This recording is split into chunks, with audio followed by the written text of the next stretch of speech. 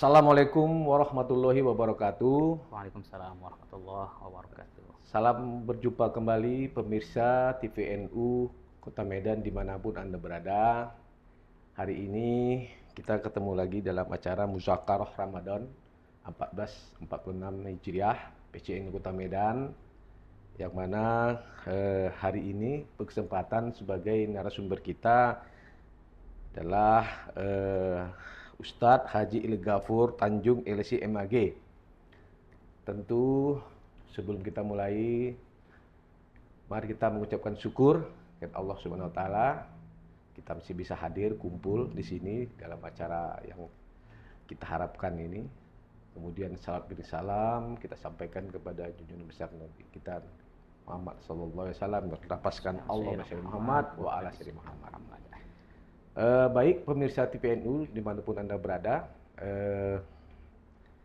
sekedar perkenalan, saya jelaskan bahwasanya selamat datang. Assalamualaikum Ustadz. Waalaikumsalam warahmatullahi wabarakatuh. Selamat datang di TVNU Kota Medan. Berjumpa kembali.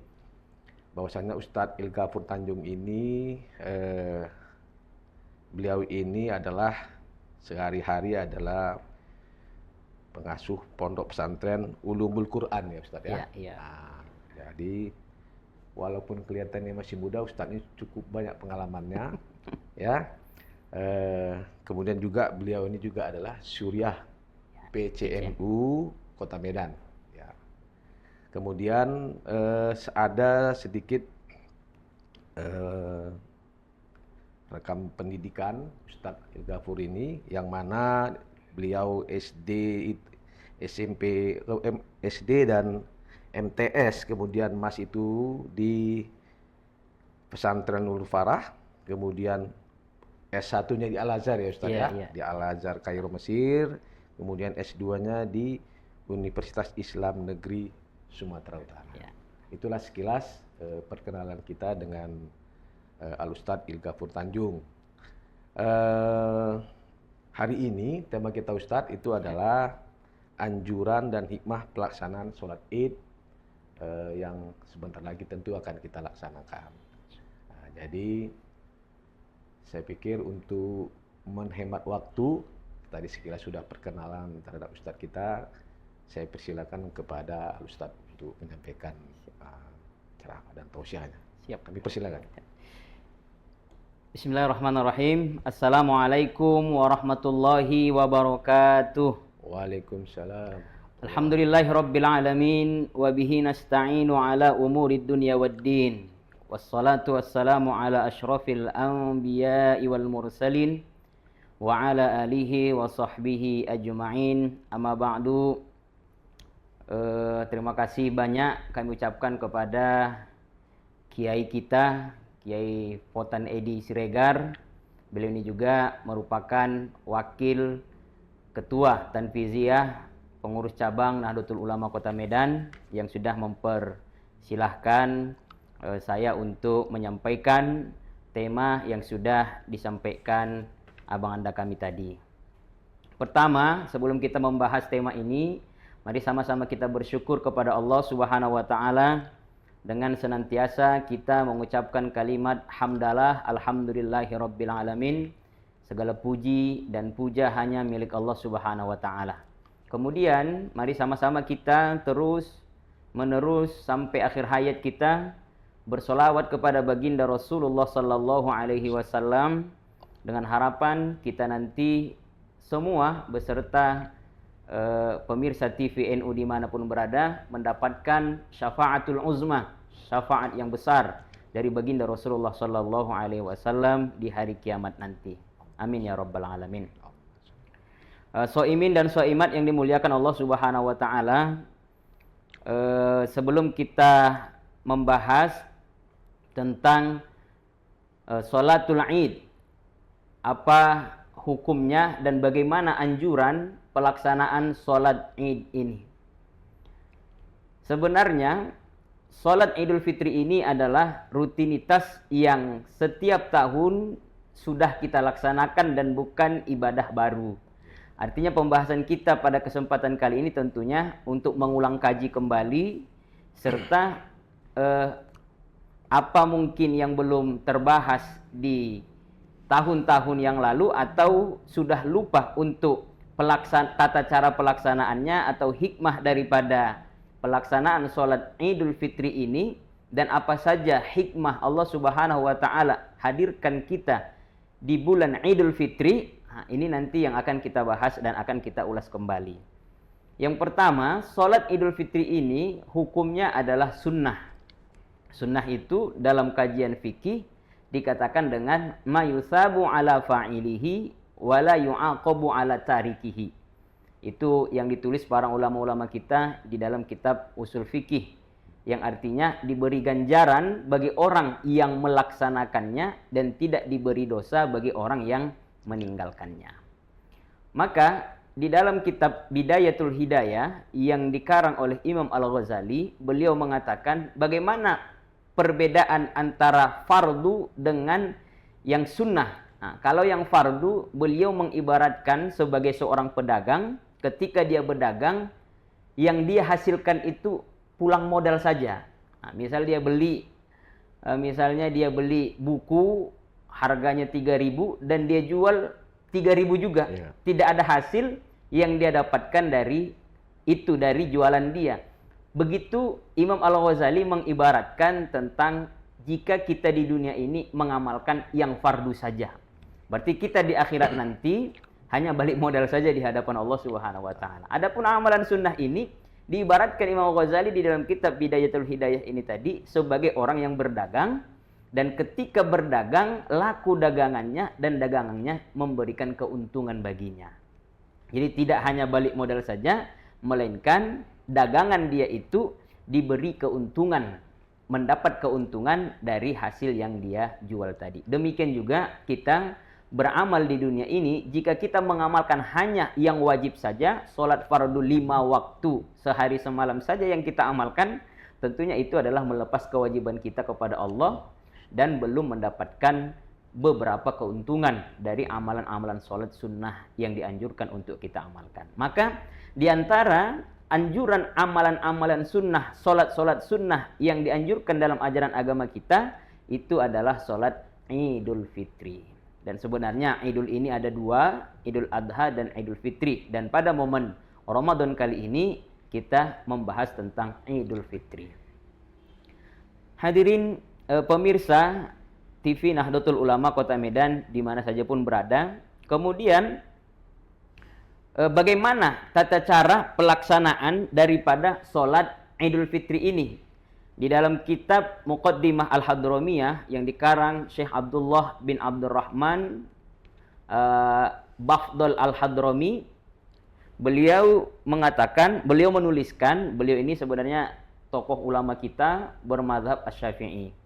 Jadi pelaksanaan sholat Idul Fitri ini ada 2 caranya. Boleh dilaksanakan sendiri dan boleh dilaksanakan berjamaah. Artinya di antara pelaksanaan sendiri atau berjamaah ini, mana yang lebih utama? Tentunya kita lebih dianjurkan melaksanakan sholat ini dengan berjamaah. Maka jika misalnya ada ibu-ibu yang sedang mengurus anak dan mengurus keluarga, tak sempat misalnya ikut untuk melaksanakan Idul Fitri bersama jamaah atau bersama penduduk setempat yang ramai, maka dia boleh juga dan sah dia melaksanakan sholat Idul Fitri itu sendiri di rumah. Bagaimana dengan khutbahnya? Bagaimana dengan pelaksanaannya? Apakah dia juga membaca takbir? Karena sholat Idul Fitri ini agak berbeda dengan sholat sunnah lainnya. Sholat Idul Fitri ini kita ada lagi sunnahnya di dalamnya. Disunnahkan kita membaca takbir di rakaat pertama sebanyak 7 kali. Dan disunnahkan kita membaca takbir pada rakaat kedua sebanyak 5 kali. Dan di sela-sela takbir itu kita disunnahkan membaca tasbih subhanallah walhamdulillah wala ilaha illallah wallahu akbar sebanyak 7 kali. Dan ini hukumnya adalah sunnah. Jikapun kita tidak membaca takbir yang 7 dan takbir yang 5 pada rakaat yang kedua, tetap sholat Idul Fitri kita itu dihukumi sah oleh para ulama. Maka jika ada ibu-ibu atau pekerja yang nggak bisa keluar dari rumahnya dan ingin melaksanakan sholat Idul Fitri pada bulan Syawal pasca Ramadan, maka dia tetap boleh dan mendapatkan pahala jika dia mengamalkan ini sendiri di rumahnya. Akan tetapi, ini tadi kadang-kadang di dalam agama ini ada pahalanya sedikit dan ada pahalanya banyak. Ya. Tentunya pahala yang akan kita terima lebih banyak itu adalah ketika kita melaksanakan sholat Idul Fitri ini secara berjamaah bersamaan dengan orang-orang tempat kita tinggal, atau di mana saja pun kita berada dengan orang-orang yang ada di sekeliling kita, maka disitulah kita dianjurkan untuk melaksanakan sholat Idul Fitri ini. Kemudian sholat Idul Fitri ini apakah boleh dilaksanakan di luar dari masjid? Nah, ini juga sering dibahas di tengah-tengah masyarakat kita, mana yang lebih afdol. Di dalam kitab Muqaddimah Al-Hadrami ini juga dijelaskan, menurut mazhab Imam Asy-Syafi'i, kita itu lebih dianjurkan melaksanakan sholat Idul Fitri itu di masjid. Nah, ini kalau menurut mazhab Imam Asy-Syafi'i. Kecuali masjid itu tidak dapat menampung masyarakat setempat untuk melaksanakan sholat, maka boleh dilaksanakan di luar daripada masjid, di tanah lapang semisalnya. Berbeda dengan murid beliau yang bernama Ahmad bin Hambal yang memiliki madhab Hambali. Beliau lebih menganjurkan melaksanakan sholat Idul Fitri ini di lapangan ketimbang di masjid. Dengan berbagai alasan, diantaranya beliau lebih menganjurkan itu karena di antara hikmah daripada kita mengamalkan sholat Idul Fitri ini adalah ada kaitannya dengan firman Allah Subhanahu wa taala dalam surat Al-Hajj ayat 23, ya. Allah Subhanahu wa taala berfirman, "Dzalika wa may yu'azzim sya'airallahi fa innaha min taqwal qulub." Ini. Jadi kata Allah dalam Al-Qur'an, siapa yang mengagungkan syiar-syiarnya Allah Subhanahu wa taala, mengagungkan artinya mencintai syiar-syiar sehingga dia itu mengamalkan dan mengajarkan serta mengajak orang untuk mensyiarkan agama-agama Allah itu, fa innaha min taqwal qulub, kata Allah Subhanahu wa taala. Ini merupakan, jika ada orang yang mengamalkan itu, maka Allah menggolongkan mereka itu min taqwal qulub. Mereka itu adalah, sesungguhnya dia itu adalah orang-orang yang memiliki ketakwaan di dalam hatinya.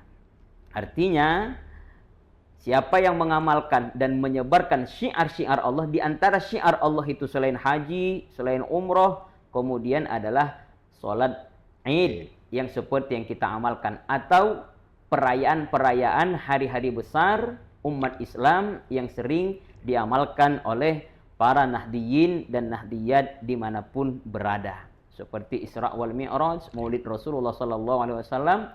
Maka itu semua kita niatkan ta'zim sya'air, kita mengagungkan syiar-syiar Allah atau mengagungkan syiar-syiar agama kita. Maka ketika Ramadan sudah selesai dan masuk kita ke bulan Syawal atau bulan Idul Fitri, maka kita dianjurkan untuk membaca takbir.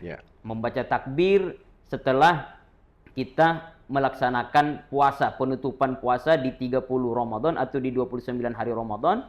Setelah itu maka kita dianjurkan untuk bertakbir. Takbir di situ artinya kita membesarkan, mengagungkan, mensyiarkan kepada orang lain, kita sudah menjadi pemenang. Maka kalau orang-orang Indonesia itu selalu mengatakan minal aidina wal faizin.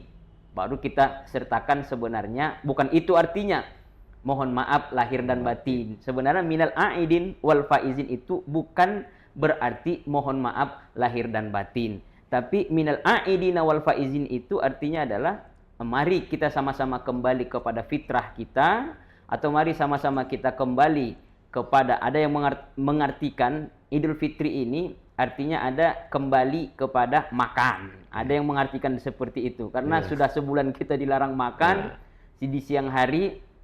Maka ada yang mengartikan Aftoru yuftiru itu sama artinya memberi makan. Makanya Idul Fitri kembali kita boleh makan. Ada juga ulama yang mengartikan Idul Fitri ini artinya kembali kepada fitrah. Kenapa kembali kepada fitrah? Karena di bulan Ramadan itu banyak sekali Rasulullah SAW di antara hadis Rasulullah mengatakan siapa yang melaksanakan atau man fariha bidukhuli Ramadan, ada juga yang seperti itu, atau man soma Ramadana imana wahtisaba ghufira lahu ma taqaddama min dzambi. Siapa yang berpuasa selama Ramadan, dia berpuasa bukan karena kakek status dia, bukan karena sebagai mertua statusnya, bukan karena sebagai kepala di kantornya, tapi dia berpuasa karena Allah Subhanahu wa taala, bukan karena status sebagai siapapun dia di dunia ini, tapi memang dia mengamalkan puasa itu karena Allah. Kata Rasulullah, ghufira lahu ma taqaddama min dzambihi.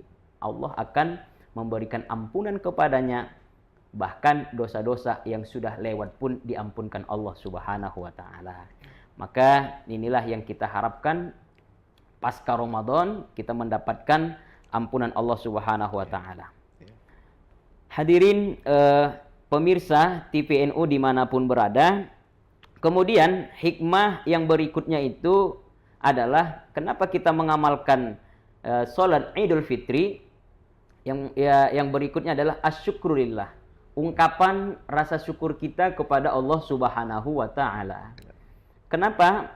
Karena sebelum Ramadan juga kita itu selalu berdoa kepada Allah, Allahumma barik lana fi Rajabah wa Sya'ban wa ballighna Ramadan.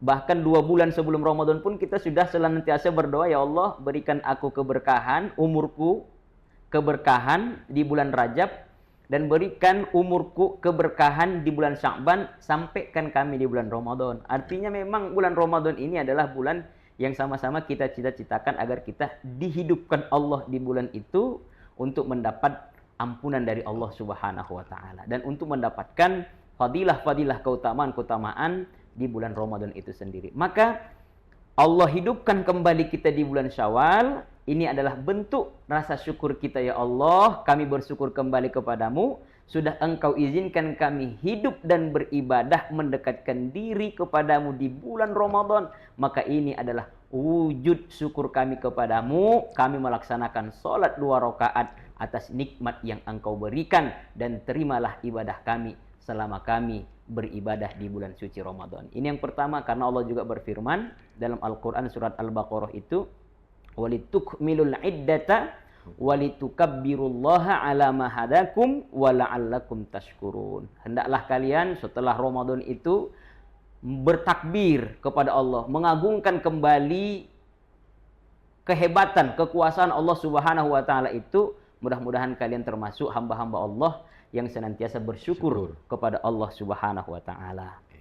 Ini yang kedua tadi, hikmah pertama adalah ta'zim syiar Allah. Kita membesarkan syiar-syiar agamanya Allah ini melalui sholat Idul Fitri. Yang kedua tadi kita wujud dari kita sebagai seorang hamba, wujud syukur kita kepada Allah Subhanahu wa taala. Kemudian hikmah yang ketiga itu adalah taqwiyatus silaturrahim, mempererat silaturahim antar umat baginda Rasulullah sallallahu alaihi wasallam. Jadi setelah kita berpuasa, memang bulan puasa ini juga adalah bulan sosial sebenarnya bagi kita, bulan yang sering dianjurkan oleh baginda Rasulullah untuk saling mempedulikan antara satu dengan yang lain. Dengan pasca Ramadan ini juga kita tetap dianjurkan untuk terus menjalin silaturahim kita kepada umat baginda Rasulullah, terkhususnya orang-orang yang ada di sekeliling kita bersama. Hadirin TVNU dimanapun berada, kemudian ada juga kita atau saya mengutip ulasan-ulasan dari guru kita Kiai Haji Said Akil Siraj di dalam buku beliau Meneguhkan Peradaban Islam Nusantara. Beliau banyak menulis di akhir buku ini tentang pentingnya Idul Fitri ini bagi kita, khususnya bagi kita orang-orang atau orang-orang yang berpemahaman Ahlus Sunnah wal Jamaah, khususnya Nahdlatul Ulama, dimanapun kita berada. Jadi beliau menuliskan, Idul Fitri ini adalah bulan membangun peradaban.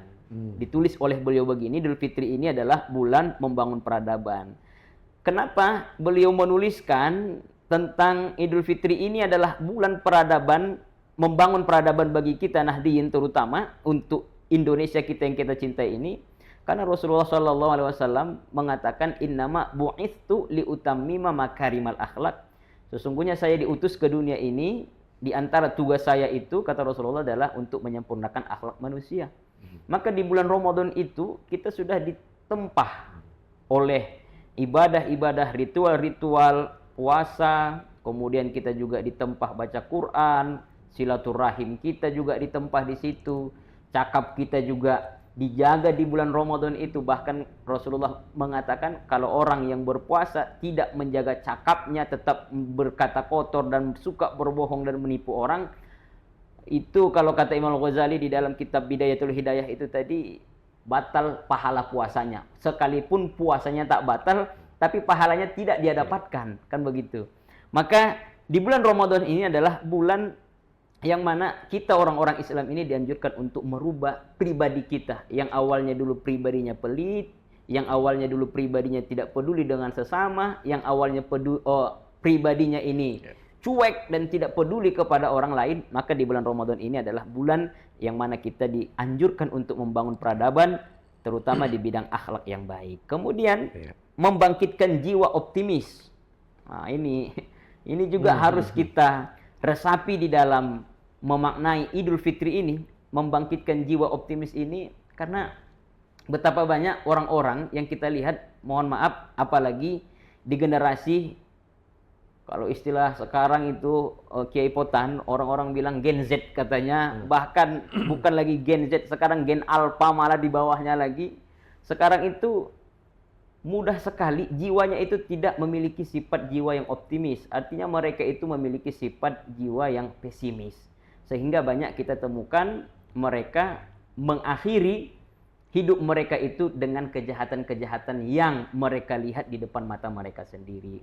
Kita lihat pemuda-pemuda kita ketika dihadapkan sebuah masalah, dihadapkan sebuah kesulitan, maka solusi yang dicari itu adalah mengkonsumsi narkoba, misalnya, mengkonsumsi makanan dan minuman yang diharamkan. Bahkan yang kita lihat yang paling mengerikan sekarang itu adalah mereka tidak segan-segan untuk membunuh orang, untuk mengambil hak orang lain, barang orang lain, dan dibelanjakan untuk kepuasan dia sementara.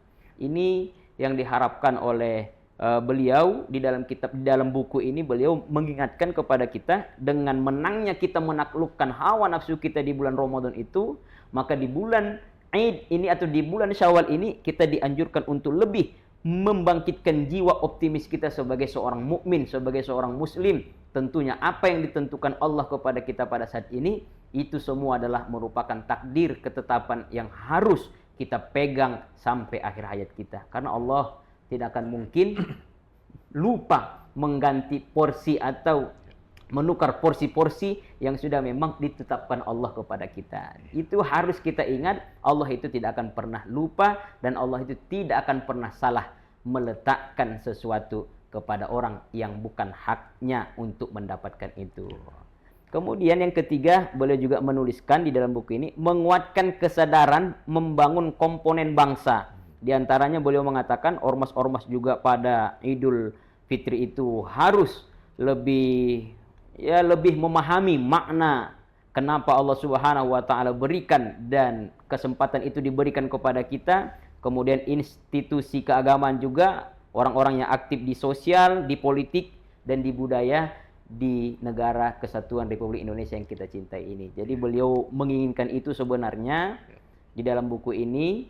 Kemudian beliau juga mengatakan, ini bagian terakhir Kiai yang saya kutip dari kitab beliau, dari buku beliau ini, beliau mengatakan Idul Fitri ini juga adalah spirit untuk mengentaskan kemiskinan.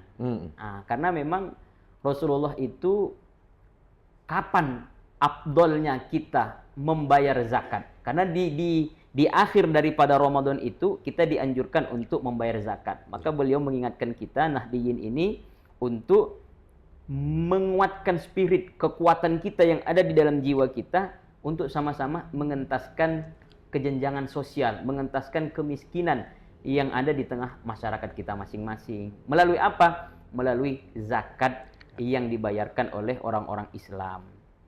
Maka